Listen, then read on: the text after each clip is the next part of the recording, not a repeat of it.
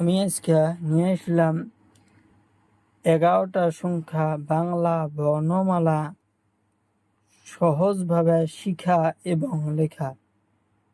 প্রথমে জানবো আমরা কিছু রং। এই রংগুলা দিয়ে আমরা লিখব। এখানে আছে পাতা রং, লাল রং, হলুদ রং, কমলা রং, কালা রং। তার সাথে জানবো আমরা কিছু পাখির নাম, কিছু জীবজন্তুর নাম, কিছু ফলের নাম।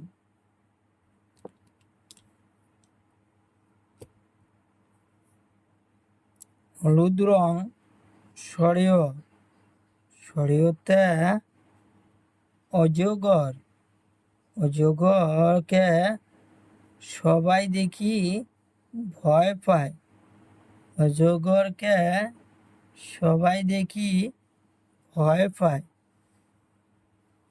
সরিয়া, সরিয়াতে আম, আম একটা সুন্দর গাছের ফল।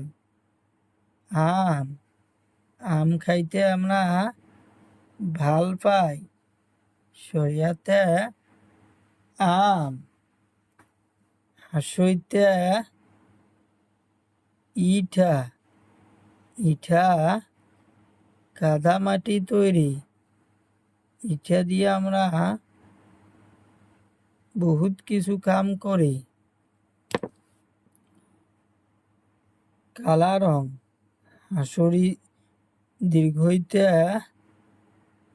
ঈগল পাখি, ঈগল পাখি খুব চালাক, আকাশ দিয়ে উড়ি যায়, নিজের আহার সন্ধান দেখি যায়।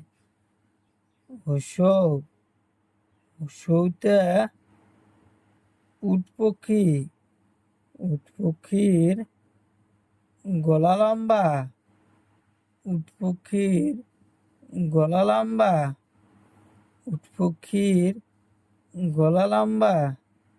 দীর্ঘ, দীর্ঘতে ইঁদুর ছানা, দীর্ঘতে ইঁদুর ছানা, দীর্ঘতে ইঁদুর ছানা। কমলা রং, হাসরিতে